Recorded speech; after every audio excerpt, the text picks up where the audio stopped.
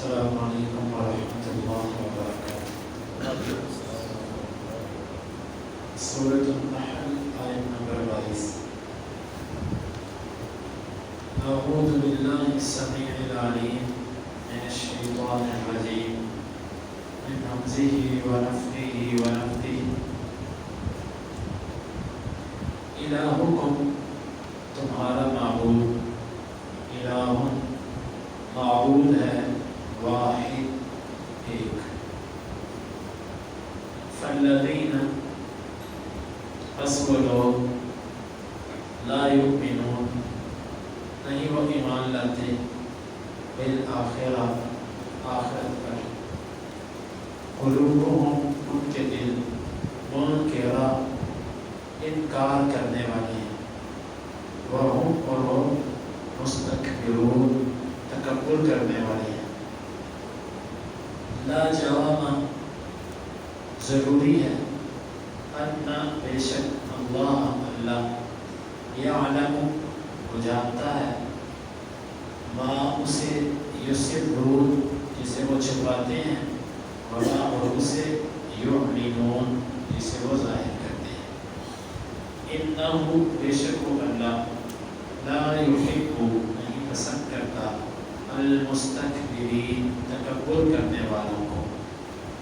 وَإِذَا اور جب قیل کہا جاتا ہے لہم ان کافروں سے، ماذا کیا چیز انزل نازل کی ربکم تمہارے رب نے، قالوا وہ کہتے ہیں اساطیر کہانیاں ہیں الاولین پہلوں کی، لیحملوا تاکہ وہ اٹھائیں اوزارہم اپنے بوجھ، کاملہ پورے کے پورے، یوم القیامہ قیامت کے دن، ومن اور سے اوزاری بوجھ الذین ان لوگوں کے، یضلونہم جو انہیں گمراہ کرتے تھے، جنہیں وہ گمراہ کرتے تھے، بغیر علم بغیر علم کے۔ الا خبردار، ساء برا ہے، ما جو یزرون وہ بوجھ اٹھائیں گے۔ الہکم الہ واحد تمہارا معبود ایک معبود ہے۔ الذین لا یؤمنون بالآخرہ پس وہ جو آخرت پر ایمان نہیں رکھتے، قلوبہم منکرہ ان کے دل انکار کرنے والے ہیں، وہم مستکبرون اور وہ تکبر کرنے والے ہیں۔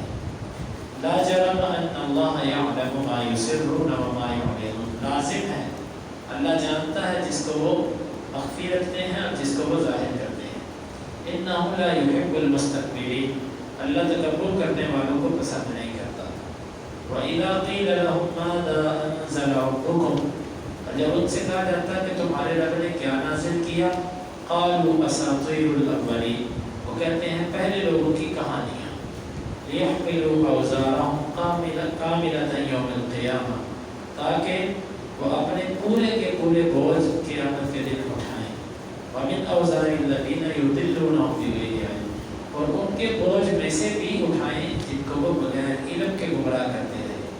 الا ساء ما یزرون خبردار بہت برا ہے جو وہ بوجھ اٹھائیں گے۔ تمہارا معبود ایک ہے اور کوئی معبود تمہارا نہیں ہے، صرف ایک اللہ۔ اب جو لوگ اس کو تسلیم نہیں کرتے اللہ کو، اصل وجہ یہ ہے کہ لا یؤمنون بالآخرہ وہ آخرت پر ایمان نہیں رکھتے، یعنی اللہ تعالیٰ کو ایک معبود ماننے کے لیے ضروری ہے کہ بندے کا آخرت پر ایمان ہو۔ جس بندے کا آخرت پر ایمان نہیں وہ اللہ کو ایک الہ کبھی بھی تسلیم نہیں کرے گا۔ اس کی وجہ یہ ہے کہ قیامت کے دن سارے کے سارے اختیارات ایک اللہ کے پاس ہوں گے، جزا اور سزا ایک اللہ کے ہاتھ ہوگی۔ تو جب وہ دنیا میں ایک اللہ کے ہاتھ سارے اختیارات تسلیم نہیں کرتا تھا، تو اگر وہ آخرت پر ایمان لے آئے تو اس کا معنی یہی ہے کہ آخرت کو تو اس نے تسلیم کر لیا کہ سارے اختیارات اللہ کے پاس ہیں۔ تو جب وہ دنیا میں یہ تسلیم نہیں کرتا تو وہ آخرت میں بھی تسلیم نہیں کرتا. جب وہ تسلیم نہیں کرتا تو وہ آخرت پر ایمان بھی نہیں رکھتا. دوسری بات قلوبہم منکرہ، ان کے دل انکار کرتے ہیں حق کا. دل تسلیم کرتا ہے کہ یہ حق ہے لیکن اس کو ماننے سے انکار کرتا ہے، اس کا تسلیم نہیں کرتا. ایسا بندہ بھی اللہ کو ایک معبود کبھی بھی تسلیم نہیں کرتا. وَهُمْ مُسْتَكْبِرُونَ. اور تیسری بیماری ان لوگوں کو تکبر کی ہے. تکبر یہ ہوتا ہے کہ حق کو تسلیم نہ کرنا اور لوگوں کو حقیر جاننا. یہ آپ نے تکبر کی تعریف کی. دو چیزیں، حق تسلیم نہ کرنا. یہ کوئی بھی بندہ، اس کا تعلق کسی بھی مکتب فکر سے ہو، حدیث سننے کے بعد، قرآن سننے کے بعد اگر اس کو تسلیم نہیں کرتا تو اس بندے کے اندر تکبر موجود ہے. اور اسی طرح لوگوں کو حقیر جاننا یہ بھی تکبر ہے. یہ تین قسم کی اللہ تعالیٰ نے فرمایا کہ اللہ کو ایک نہ ماننے والے وہ لوگ ہیں جن میں تین بیماری ہیں. آخرت پر ایمان نہیں، ان کے دلوں کے اندر انکار ہے، اور تیسرا تکبر ہے. لا جرم ان اللہ یعلم ما یسرون وما یعلنون. یہ بات تو لازم ہے کہ اللہ جس کو یہ ظاہر کرتے ہیں اس کو بھی جانتا ہے، اور جو ان کے دلوں کے اندر چھپا ہوا ہے وہ اسے بھی جانتا ہے. لیکن وہ تکبر کرنے والوں کو پسند نہیں کرتا. حدیث کے اندر آتا ہے کہ لا يدخل الجنة من كان في قلبه مثقال ذرة من كبر او كما قال. جس بندے کے دل میں رائی کے برابر بھی تکبر ہوا وہ جنت میں نہیں جائے گا.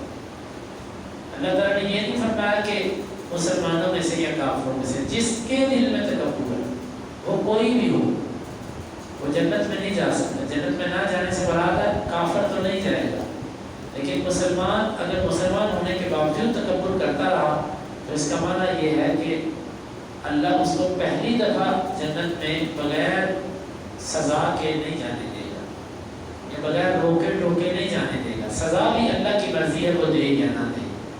دوبارہ متکبر جنت میں نہیں جا سکتا. وَإِذَا قِيلَ لَهُمْ مَاذَا أَنزَلَ رَبُّكُمْ. ان منافقوں سے اور کافروں سے اور بیمار دل لوگوں سے جب کہا جاتا ہے کہ تمہارے رب نے کیا نازل کیا، قرآن مجید جو ہے اس کے بارے میں جب پوچھا کرتے ہیں یہ کیا ہے تو آگے سے کہتے ہیں یہ کہانیاں ہیں پہلے لوگوں کی. یہ قوم عاد کے واقعات، قوم ثمود، ابراہیم، اور یہ قوموں کے واقعات ہیں. اور اس قرآن میں کیا ہے؟ یعنی کہ وہ قرآن کو کس سے کہانیاں سمجھتے ہیں، بطور عبرت وہ اس سے درس نہیں لیتے. تو یہ ہر وہ شخص کہ جس کا اللہ پر ایمان نہیں اور جس کے دل میں ایمان نہیں، وہ قرآن کو گزشتہ قوموں کی کہانیاں سمجھتا ہے، اپنا دستور اور اپنا آئین نہیں سمجھتا. جس طرح اس دور میں کئی لوگ کہتے ہیں یہ قرآن تو 1400 سال پہلے ہوتا ہے، اس میں جدید دنیا کے مسائل کا حل نہیں ہے. یہ وہی ذہنیت ہے جو 1400 سال پہلے بھی کافروں اور مشرکوں کی تھی، کہ وہ سن کر بھی کہتے تھے یہ تو پہلوں کی کہانیاں ہیں، اس دور کے لیے اس میں کیا ہے. اللہ تعالیٰ کہتے ہیں کہ ان کا یہ مزاج جو بن چکا ہے لِيَحْمِلُوا أَوْزَارَهُمْ كَامِلَةً يَوْمَ الْقِيَامَةِ. ابن کثیر رحمہ اللہ نے جو اس کا معنی کیا وہ یہ ہے اللہ نے ان کو اس سرکشی میں اس لیے بڑھنے دیا ہے. اللہ چاہے تو روک دے، اللہ چاہے تو کسی کو برائی نہ کرنے دے، لیکن اللہ تعالیٰ ایسوں کو کرنے دیتا ہے. کیوں کرنے دیتا ہے؟ لِيَحْمِلُوا أَوْزَارَهُمْ كَامِلَةً يَوْمَ الْقِيَامَةِ، تاکہ یہ اپنے گناہوں کا پورا پورا بوجھ اپنے اوپر قیامت کے دن اٹھا سکے. اور خالی اپنا نہیں، کیونکہ اگر اللہ ان کو روک دے، جب روک دے اللہ تو پھر گناہ نہیں ہوگا، جب گناہ نہیں ہوگا تو بوجھ نہیں ہوگا. تو اللہ زبردستی تو کسی کو روکتا نہیں، کیونکہ جب اللہ تعالیٰ نے زبردستی کسی سے نیکی کروانی ہو اور زبردستی کسی کو برائی سے روکنا ہو یا برائی کروانی ہو، پھر دنیا میں بھیجنے کا فائدہ کیا ہوگا؟ دنیا میں تو اس لیے بھیجا نا کہ وہ تمہیں دیکھے تم میں سے اچھا کون ہے اور برا کون ہے. جب اس نے زبردستی نیکیاں کروانی ہیں اور زبردستی برائیاں کروانی ہیں تو پھر اسے امتحان کر کے ہمانا ہوگا. اسی اللہ تعالیٰ کسی سے زبردستی نہ نیکی کرواتا ہے نہ برائی، انسان کو اس نے اختیار دیا، وہ جو کرنا چاہتا ہے اللہ اس کے لیے اس کا راستہ آسان کر دیتا ہے۔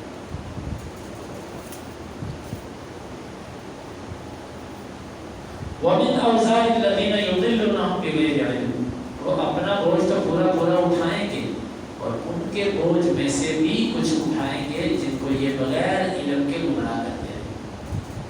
یعنی کہ حدیث کے اندر جو آتا ہے کہ جس بندے نے کسی کو برائی پر لگایا اس بندے پر اس برائی کا بوجھ تو ہے ہی ہے، لیکن جتنے بندوں نے یا وہ بندہ جس کو برائی پر لگایا یہ جتنی دیر تک وہ برائی کرتے رہے گی یہ حصے دار ہے۔